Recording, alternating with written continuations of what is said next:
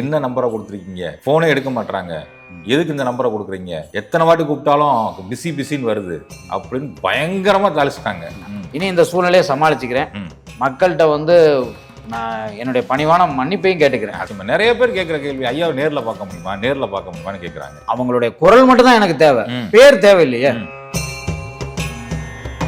உங்களுடைய கேள்விகளுக்கு உங்களுடைய குறைகளுக்கான பதிலையும் அதுக்கான வழியையும் தீர்வையும் நான் சொல்லிடுறேன். ஐயா செந்தில் அப்படின்னு உங்க பேரு, நிறைய பேர் செந்தில் இருப்பாங்களே, எப்படியா வாக்கு வரும்னு கேட்டிருக்காங்க. நீங்க பார்வையாலே பேசக்கூடியவர், நான் பார்வையற்று பேசக்கூடியவர்.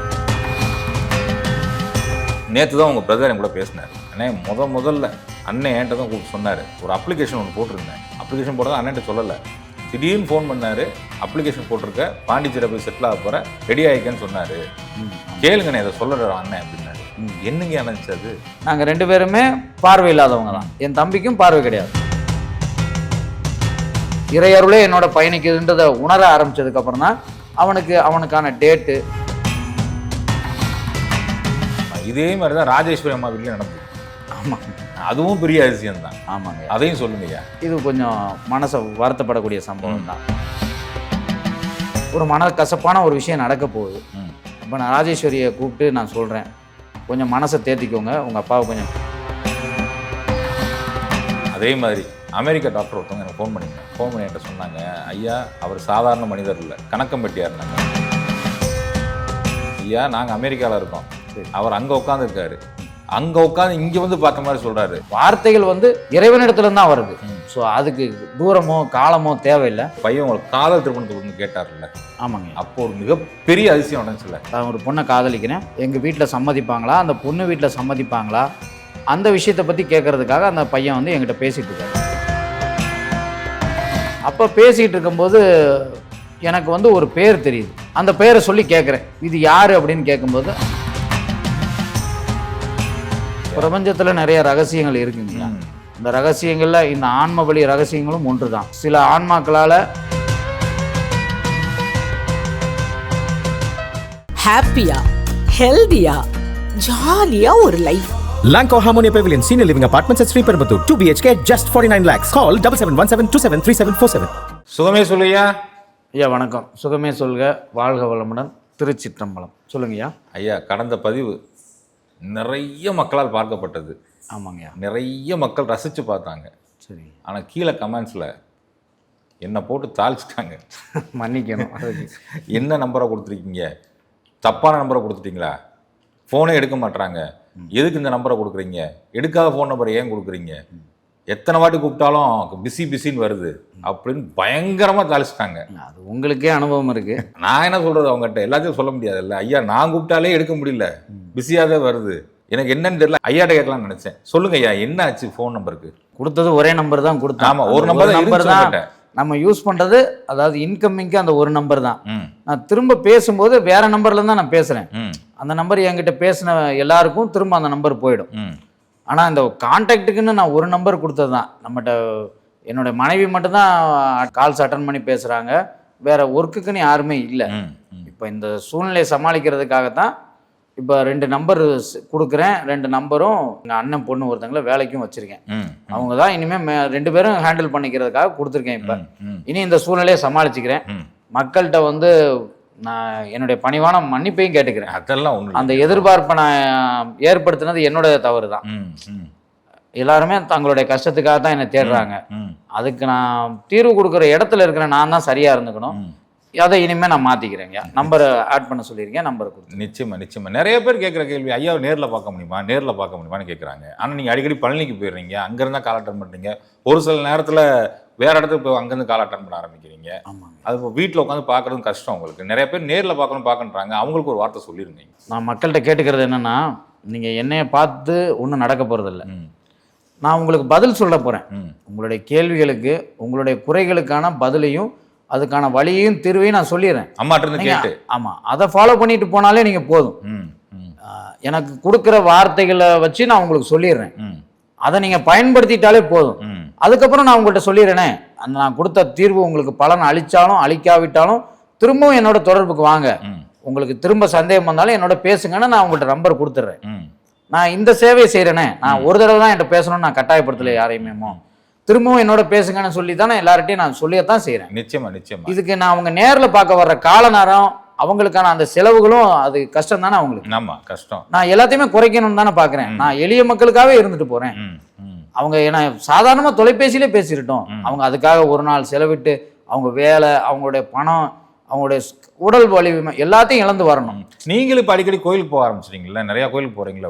ஆமாங்க. இப்போ நான் தினமும் இப்போ ரெகுலராக ஏதாவது ஒரு கோயில் போயிடுறேன்.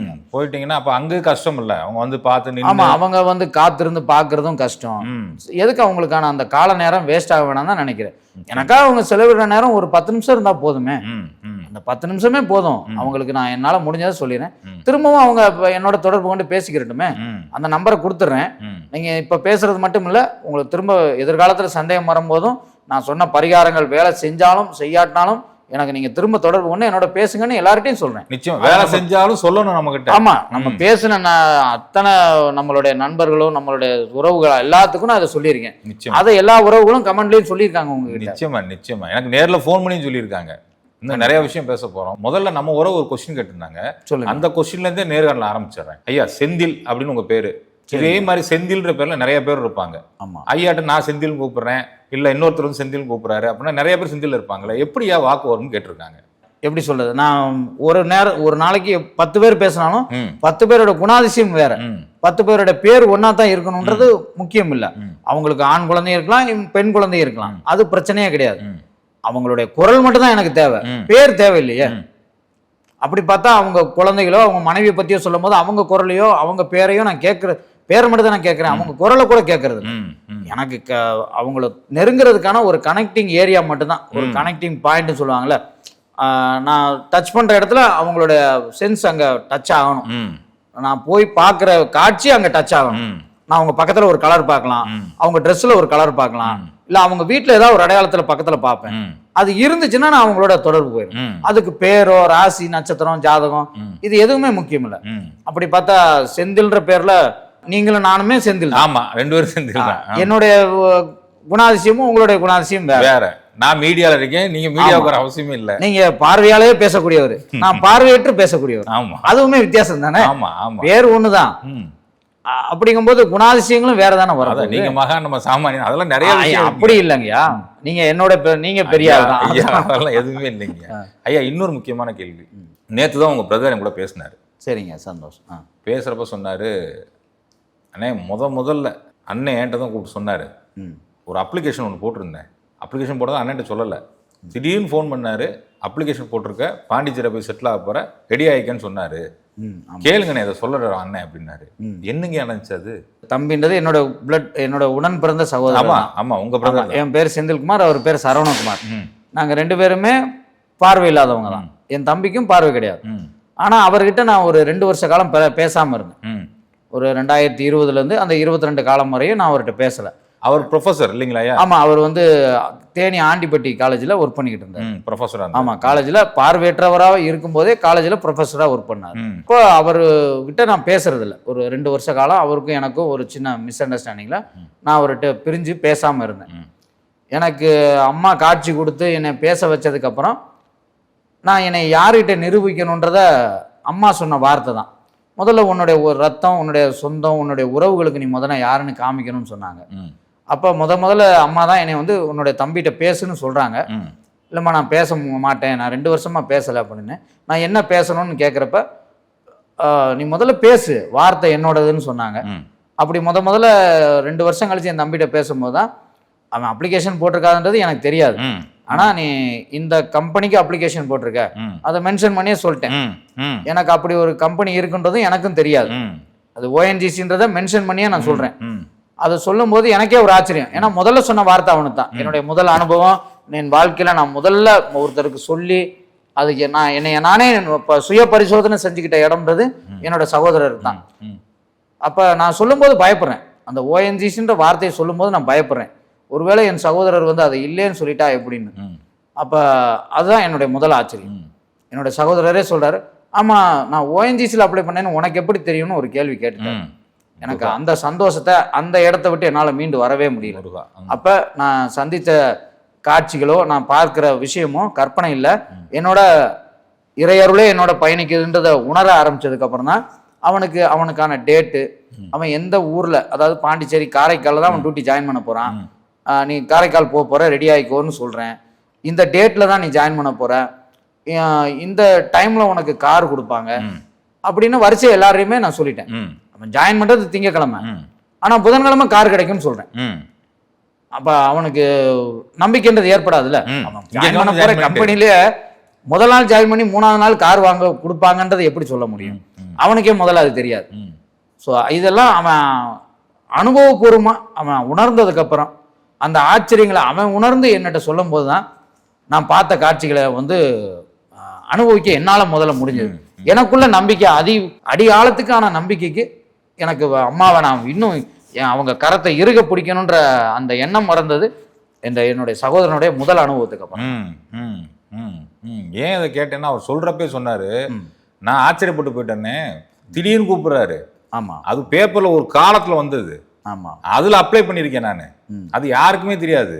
ஆமா, திடீர்னு கூப்பிட்டு சொன்னாரு, இதெல்லாம் மிகப்பெரிய அனுபவம்னே கேட்டுருங்க அப்படின்னாரு. அவரே என்னோட அந்த கேள்வியை கேட்டார். நான் ஓஎன்ஜிசி ஓகே தான், ஆனா அது காரைக்காலில் நான் ஓஎன்ஜிசி இருக்குமான்னு எனக்கே முதல்ல தெரியாது, நீ எப்படி அங்க ஓஎன்ஜிசியில தான் நான் ஜாயின் பண்ணுவேன் அப்படின்னு கேட்டான்.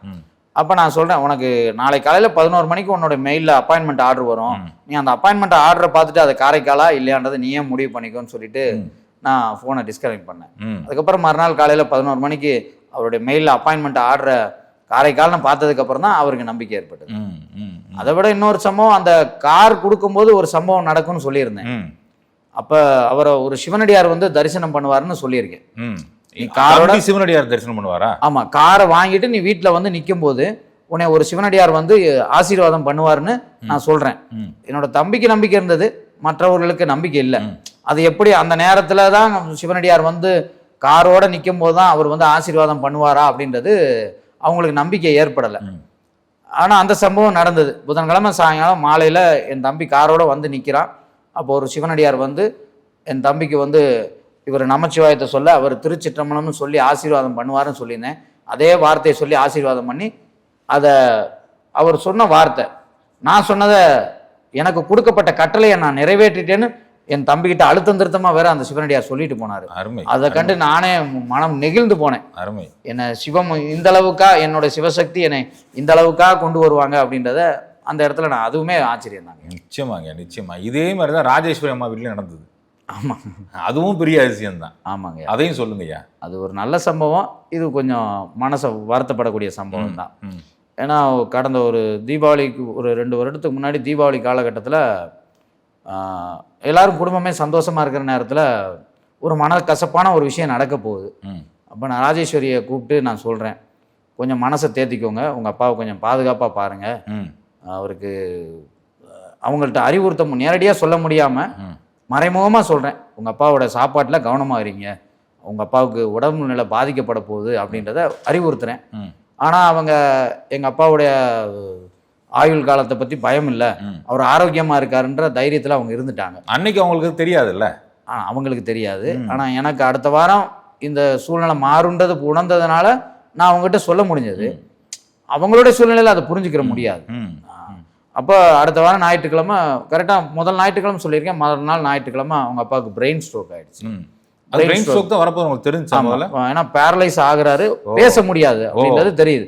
உங்க அப்பா கிட்ட நான் திரும்பவும் சொல்றேன், உங்க அப்பா கிட்ட நல்லா பேசுறதெல்லாம் பேசிக்கோங்கன்னு சொல்றேன், ஒரு அறிவுறுத்தலாம் அவங்ககிட்ட சொல்றேன். ஆமா, இவங்க என்ன நினைச்சாங்கன்னா, ஏன் எங்க அப்பாட்ட என்ன நாங்க பேசணும்னு என்னை திரும்ப திரும்ப கேட்டாங்க.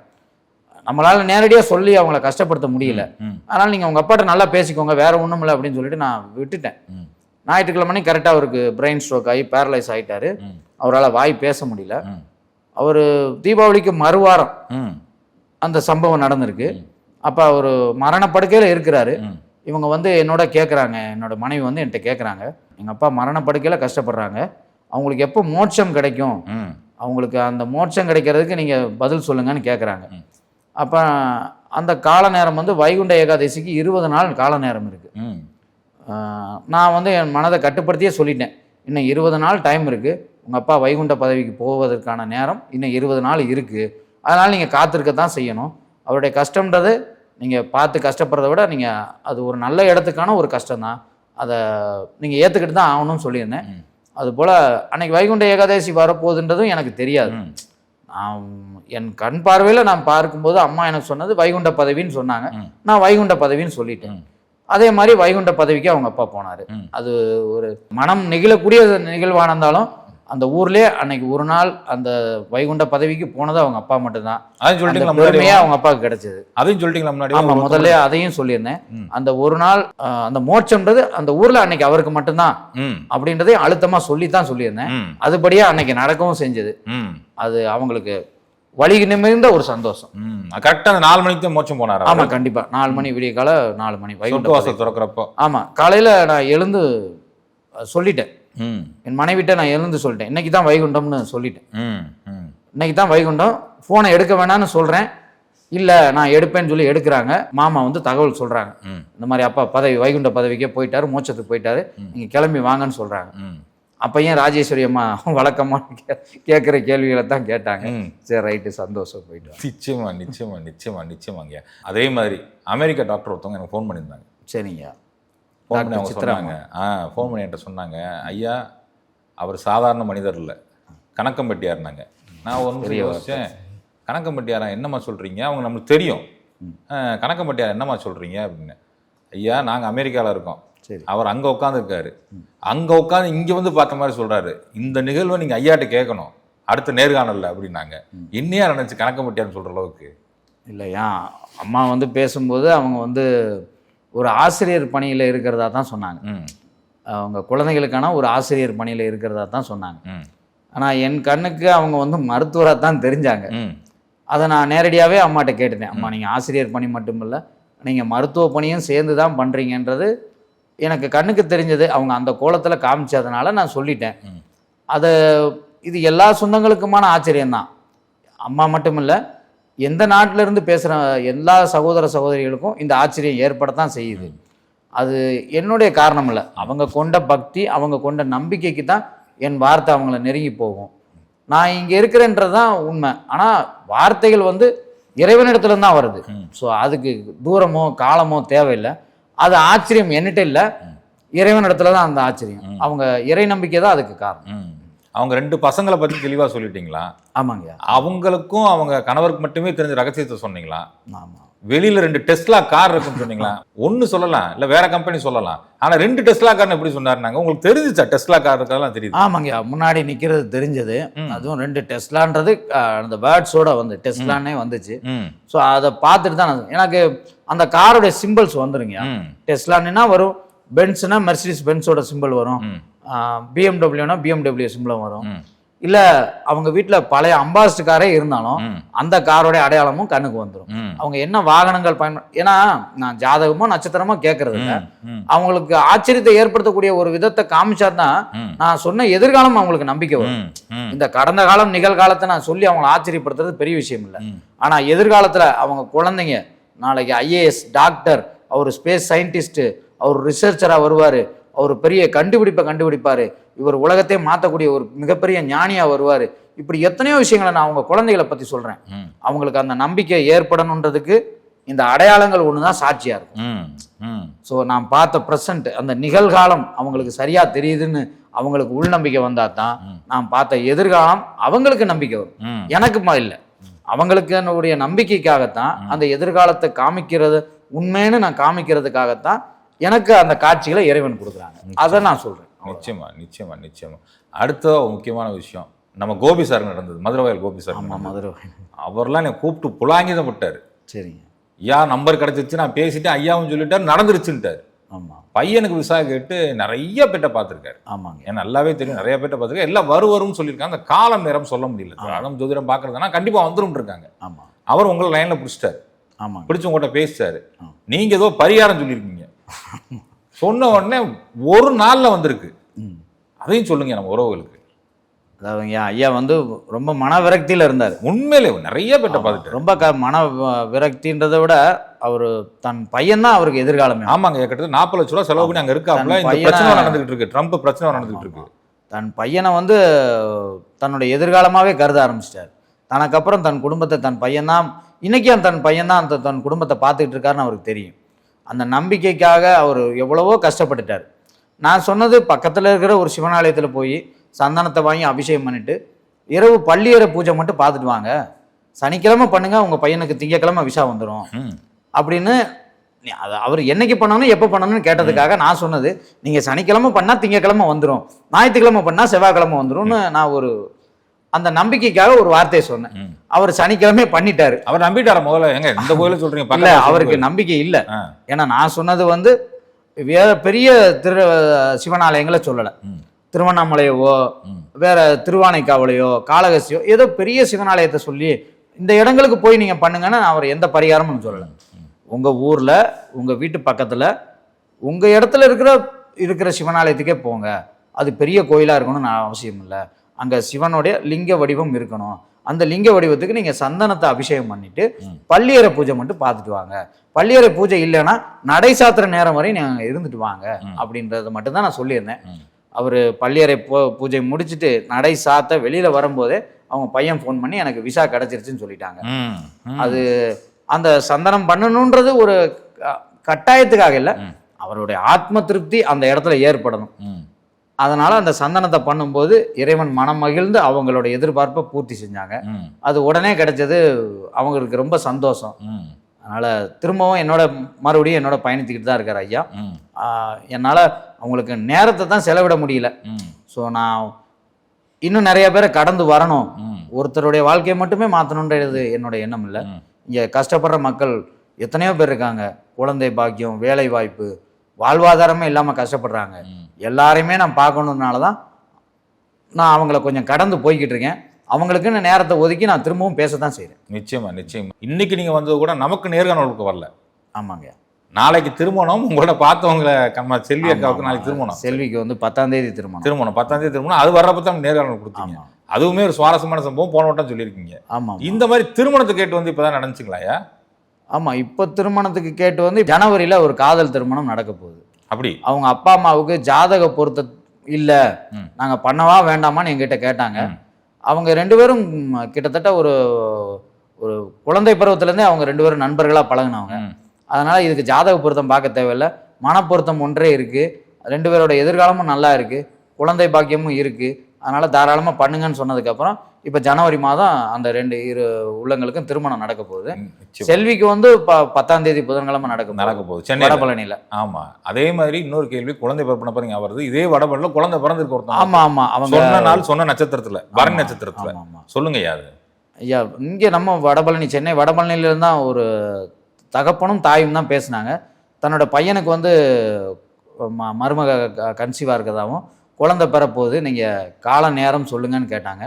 அப்போ நான் சொல்லியிருந்தேன், உங்களுக்கு வந்து பரணி நட்சத்திரத்தில் ஆண் குழந்தையே பிறக்கும், நீங்கள் முருகனைத்தான் நம்பணும், முருகனுக்கு தான் பேர் வைக்கணும்னு சொல்லியிருந்தேன். அதே மாதிரியே பரணி நட்சத்திரத்திலே குழந்தை பிறந்தது. இப்போ அவங்களையும் நான் போய் சந்திக்க போகிறேன். இந்த நேரத்தில் போய் சந்திக்க தான் போகிறேன். அவங்க என்னை குழந்தைய பார்க்க வர சொல்லியிருக்காங்க, நான் போய் பார்க்கத்தான் போகிறேன். நிச்சயமா. கோயிலுக்கு கூட்டு போக சொன்னேன். எந்த கோயில் கொண்டு போனோம் உங்களை கேட்டாங்களே? ஆமாங்க, நான் வடபழனியே முருகனை பார்த்தாலே போதும் சொல்லி. வடபழனி முருகன் பக்கத்தில் வடபழனியா முருகனே தரிசனம் பண்ணுங்க, அவர் தான் உங்களுக்கு குழந்தையாவே பரணி நட்சத்திரத்தில் வர்றாரு, நீங்கள் முருகனோட பேரை தான் வைக்கணும் அப்படின்னு சொல்லியிருக்கீங்க. அருமைங்க. இதே மாதிரி சபரிமலை ஐயப்பனுக்கு மாலை போட்டு, ஆமாங்க, அப்பா தவறத ஒரு அம்மா கேட்டாங்கல்ல? ஆமாங்க, அதுவும் பெரிய நிகழ்வு தானே? ஆமாம். சொல்லுங்க அதை. அதாவதுங்க, ஒரு சகோதரி வந்து என்கிட்ட பேசுகிறாங்க, தன்னோட தந்தைக்கான பிரச்சனையை பற்றி என்கிட்ட கேட்க வர்றாங்க. அப்போ அவருக்கு நோயின்ற தன்மை வந்து அதிகமாக இருக்குது, அதனால் அவர் உடல்நலம் தவறிட்டார். அதனால் இந்த நேரத்துக்குள்ளே அவருக்கு உயிர் பிரிஞ்சிரும்ன்றதை நான் சொல்லிட்டேன். ஜனவரி மாத காலத்தில் உங்கள் அப்பாவுக்கு உயிர் பிரியும், அது வரையும் இல்லை, நீங்கள் காத்திருக்க தான் செய்யணும்னு சொல்லிட்டேன். அந்த சகோதரி திரும்ப ஜனவரி மாதம் எனக்கு கால் பண்ணாங்க. அப்போ என்ன கேள்வி கேட்டாங்கன்னா, தன்னுடைய சகோதரர் வந்து இப்போ சபரிமலைக்கு மாலை போட்டிருக்கதாகவும், இப்போ நான் வந்து மாலையை கலட்டிட்டு தன்னுடைய தந்தையோட இறுதி கடமையை பார்க்க வெயிட் பண்ண சொல்லவா, இல்லை அப்பாவோட உயிர் தாங்கும், நீங்கள் சபரிமலைக்கு போகலான்னு நீங்கள் சொன்னால் என்னுடைய சகோதரரை அனுப்புகிறேன் அப்படின்னு அவங்க என்கிட்ட கேட்டாங்க. எவ்வளோ பெரிய சோதனையான கேள்வி. ஆமாம், ரொம்ப இக்கட்டான சூழ்நிலையில் நான் இருந்துட்டேன். ஏன்னா அந்த காலத்தை சொன்னதும் அம்மா தான், என்னை சொல்ல வச்சதும் அவங்க தான், இப்போ இந்த கேள்வியை கேட்க வச்சதும் அவங்க தான். நான் மனதுக்குள்ளே அம்மாவிட்ட கேட்கும்போது நான் கேட்குறேன், அம்மா இந்த மாலையை கலட்டி அந்த சபரிமலைக்கு போகிற அந்த செயலை தடுக்க எனக்கு மனம் இல்லை, அதனால் உங்கள் மேலே பாரத்தை போட்டு கன்னிச்சாமியை சபரிமலைக்கு அனுப்பி ஐயப்பனை தரிசனம் பண்ண வைக்கணும். தரிசனம் பண்ண வைக்கிற வரைக்கும் இந்த உயிர் உங்கள் கையில் தான் இருக்கணும். எனக்காக நீங்கள் எனக்கு இந்த சபரிமலை பயணத்தை நீங்கள் ஏற்படுத்தி கொடுக்கணும்னு அம்மா மேலே பாரத்தை போட்டு தான் அந்த பையனை தைரியமாக நீ மலைக்கு போய் திரும்பி வரும் வரை, அதாவது திரும்பி வரும் வரைனா மலையை விட்டு கீழே இறங்கும் வரை உங்கள் அப்பாவோட உயிர் பிரியாது. மலை அடிவாரத்துலேயே மாலையை கலட்டி அங்கே இருக்கிற விநாயகர் கோயிலில் வச்சிடணும். அதுக்கப்புறம் உங்கள் அப்பாவுக்கு உயிர் அவர் மோட்சத்துக்கு போவார். நீங்கள் ஐயப்பனை தரிசனம் பண்ணதுக்கான பலனும் உங்களுக்கு கிடைக்கும். இது நடக்கும். அதனால் நீங்கள் தாராளமாக போகலான்னு சொல்லி அனுப்பிட்டாங்கய்யா. அதுபடியே அவங்க மலைக்கு போய் பம்பைக்கு வந்ததுக்கப்புறம் தான், மாலையை கலட்டினதுக்கப்புறம் தான் இங்கே தன்னோட தந்தைக்கு உயிர் பிரிஞ்சது. பையனை அங்கேயே வந்து அந்த உடையை கலைந்து சாதாரண மனிதராக வந்திருப்பான். நீ ஐயப்பனை சுமந்து சென்ற ஒரு ஐயப்ப சுவாமி பக்தர் அங்கேருந்து வரும்போது பக்தனாக வர வேண்டாம், அந்த தந்தைக்கு பிள்ளையா நீ வந்து அவருடைய கடமையை செய்ய வரணும்னு சொல்லி. இதெல்லாம் அதிசயம் தாங்க. இல்லை அங்கேருந்து மாலை கொண்டு வந்து இங்கே வைக்கணும்ன்றதுலாம் பெரிய விஷயம். இதெல்லாம் மிகப்பெரிய அதிசயம். கரெக்டாக மாலை கலட்டினது இங்கே மலை. ஆமாங்க, அது 2 பேருமே என்னோட ஃபோனில் கான்ஃபரன்ஸில் வச்சுக்கிட்டு தான் அந்த பையன் அந்த கடைசி கட்டத்துலையும் கேட்குறான், நான் மாலையை வீட்டில் வந்து கூட நான் கலட்டுறேன்னு கேட்டான். இல்லை வேண்டாம், வார்த்தை கொடுத்ததை மாற்ற முடியாது, இது தீர்மானிக்கப்பட்ட விதி. ஒரு காலகட்டம் வரையும் தான் அவங்களால அவங்ககிட்ட நான் என்ன வேண்டுதல் கேட்க முடியும், இதுக்கு மேலே முடியாது, நீங்கள் மாலையை கலட்டிகிட்டே வந்துருங்கன்னு சொன்னீங்க. அதனால மாலையை கலட்டின அடுத்த நிமிஷமே இங்கே மோட்சம் போயிட்டாரு. சாமி, இதே மாதிரி ஒரு பையன் உங்களுக்கு காதல் திருமணத்துக்கு வந்து கேட்டார்ல? ஆமாங்க. அப்போ ஒரு மிகப்பெரிய அதிசயம் நடந்துச்சுல்ல? ஆமாங்க. சொல்லுங்க நம்ம உறவுகளுக்கு. பையன் வந்து என்கிட்ட கால் பண்ணி கேட்குறாரு, அவருடைய காதல் திருமணத்துக்காக என்கிட்ட கேட்குறாரு. தான் ஒரு பொண்ணை காதலிக்கிறேன், அந்த கல்யாணம் நடக்குமா, எங்கள் வீட்டில் சம்மதிப்பாங்களா, அந்த பொண்ணு வீட்டில் சம்மதிப்பாங்களா, அந்த விஷயத்தை பற்றி கேட்குறதுக்காக அந்த பையன் வந்து என்கிட்ட பேசிகிட்டு இருக்காரு. அப்போ பேசிகிட்டு இருக்கும்போது எனக்கு வந்து ஒரு பேர் தெரியுது, பேர் குறிப்பிடலை, ஒரு பெயர் தெரியுது. அந்த பெயரை சொல்லி கேட்குறேன், இது யார் அப்படின்னு கேட்கும்போது அந்த தம்பி என்ன சொல்கிறாரு, அது வந்து என்னோட சகோதரின்றாங்க. அப்போ அந்த சகோதரி உயிரோட இல்லை அப்படின்னு நானே கேட்குறேன். ஆமாங்க, உயிரோட இல்லை. அவங்க பேரை சொன்னோடனே அந்த தம்பிக்கு ஆச்சரியம், எப்படி என்னோட சகோதரி உயிரோட இல்லை, என் தங்கச்சி பேரும் உங்களுக்கு எப்படி தெரியும்னு கேட்டார். அவர் அதை பற்றி பேசவே இல்லை. ஆமாம், அது கொரோனா சமயத்தில் 2020 காலத்தில் நடந்த மரணம் அது. அப்போ உன்னுடைய சகோதரி வந்து நிறை மாத கர்ப்பிணியாக தான் தவறுனாங்களா அப்படின்னு கேட்டேன். ஆமாங்கய்யா அப்படின்னு சொன்னார். அப்போ அந்த சகோதரியோட மோதிரத்தை வந்து நீ கையில் போட்டிருக்க, உன்னோட சகோதரியோட மோதிரத்தை நீ கையில் போட்டிருக்க அப்படின்னு. ஆமாங்கய்யா போட்டிருக்கேன். ஐயா இது எப்படி தெரியுது அப்படின்னு கேட்குறப்ப அப்போ தான் நான் சொல்கிறேன், இல்லை உன்னுடைய சகோதரி ஆன்மா வந்து என்னோட பேச வர்றாங்க, அவங்க வந்து சில விஷயங்களை உங்கள்கிட்ட பகிர்ந்துக்கணும்னு நினைக்கிறாங்க, உனக்கு சம்மதம்னா அவங்க பேசட்டும், ஆனால் அதுக்கு இப்போ நேரம் வேண்டாம், அவங்க வர்ற வியாழக்கிழமை அன்னைக்கு பேசுவாங்கன்னா அவங்களுக்கு பிடிச்ச ஏதாவது ஒரு விஷயத்த அந்த பொண்ணுக்கு வாங்கிட்டு வந்துட்டு நீ பேசு அப்படின்னு. அந்த பொண்ணுக்கு பிடிச்சதா ஒரு ஸ்வீட் ஏதாவது வாங்கிட்டு சொன்னாங்க. அந்த ஸ்வீட்டு வாங்கிட்டு வந்து சாப்பிட்டுட்டு எனக்கு கால் பண்ணு சொல்லியிருந்தேன். அதே மாதிரி வியாழக்கிழமை அன்னைக்கு பேசும்போது அந்த சகோதரியே வந்து என்கிட்ட பேசினாங்க. என்னுடைய அண்ணனுக்கு இப்படியெல்லாம் வாழ்க்கை நல்லபடியாக அமையணும்னு அந்த பொண்ணு என்கிட்ட சொன்னது, தன்னுடைய விருப்பம் இருக்குது, இந்த கல்யாணம் நல்லபடியாக நடக்க நான் உறுதுணையாக இருப்பேன், அப்பா அம்மா மனசு இந்த திருமணத்துக்கு ஒத்துக்கிறோன்னு அந்த சகோதரி சொல்லித்தான் அந்த பையனுக்கான திருமணமும் நடந்தது. இப்போ எல்லாமே அப்படி பேசுமாங்கய்யா? இல்லைங்கய்யா, அது அப்படி குறிப்பிட்டு சொல்ல முடியாது. சம்பந்தப்பட்ட நேரத்தில் அந்த சூழ்நிலைக்கு அந்த பையனுக்கு சொல்ல வேண்டிய தேவை அந்த சகோதரிக்கு இருந்ததுனால அந்த ஆன்மாவால் பேச முடியுது. அவங்க என்னோட பேசினாங்க, அந்த தகவலை அவங்களுக்கு நான் பரிமாறிக்கிட்டேன்.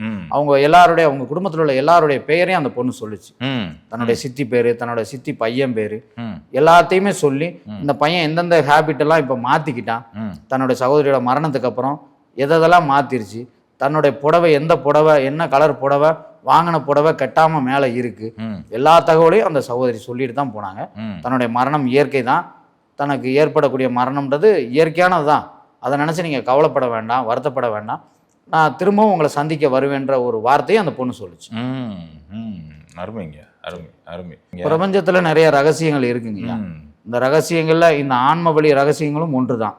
இதில் சில ஆன்மாக்களால், புனித ஆன்மாக்களாக அவங்களுடைய வாழ்ந்த காலத்தில் செய்த பல நன்மைகளுக்காக அவங்களுக்கு இந்த உலகத்தை திரும்ப பார்க்க வாய்ப்பையும் இறைவன் ஏற்படுத்துகிறார். அது பலரும் அனுபவிக்கிறாங்க. இது எல்லாராலையும் முடியாதுங்க, அதையும் நான் சொல்லிடுறேன். எல்லா ஆன்மாக்களோடையும் பேச முடியுமானா முடியாது. இல்ல அதுல என்ன ஒண்ணுன்னா அவங்களாம் வந்து கூட சொன்னாங்க, 3 நாளைக்கு முன்னாடி நடந்த மரணம் கூட ஆன்மா சாந்தி அடையும், 3 வருஷத்துக்கு முன்னாடி நடந்த மரணம் கூட ஆன்மா இன்னும் இந்த உலகத்துல இருக்கலாம், நேற்று நடந்த மரணம் கூட ஆன்மா சாந்தி அடையும், அவங்ககிட்ட கூட பேச முடியாது. இப்படி பல சம்பவங்கள் இருக்கு. அது துர்மரணமாக இருக்கணும்னு கட்டாயமும் இல்லை, இயற்கை மரணமாக இருக்கணும்ன்ற கட்டாயமும் இல்லை. ஆன்மாக்கள் இந்த உலகத்தில் இருந்தால், தன் குடும்பத்துக்கு சொல்ல வேண்டிய தகவல் இருந்தால் அவங்களால வந்து சொல்ல முடியும். அது அவங்க ஒத்துக்கிட்டு மனம் ஒத்துக்கிட்டு வந்து பேசினாங்க. நான் அந்த நேரத்தில் அந்த சகோதரி விருப்பப்பட்டதுனால பேச முடிஞ்சது. அது என்னுடைய எண்ணமும் இல்லை, என்னுடைய தீர்மானமும் இல்லை. அது அம்மாவோட அவர் கேட்க வந்த வார்த்தை வேற. அவர் கேட்க வந்து தன்னுடைய காதல் திருமணத்தையும் தன்னுடைய எதிர்காலத்தையும் கேட்க வந்தவர் தான். ஆனால் தன்னுடைய சகோதரி தன்னோட பேசுவார்ன்றது அவரும் எதிர்பார்க்கல. எனக்குமே அது ஆச்சரியம் தான். நிச்சயமா நிச்சயமா. இது மாதிரி நிறைய ஐசிங்க பற்றி பேசுவோம் ஐயா. நெஞ்சாத நன்றிகள். சுகமே சொல்லுவேன்.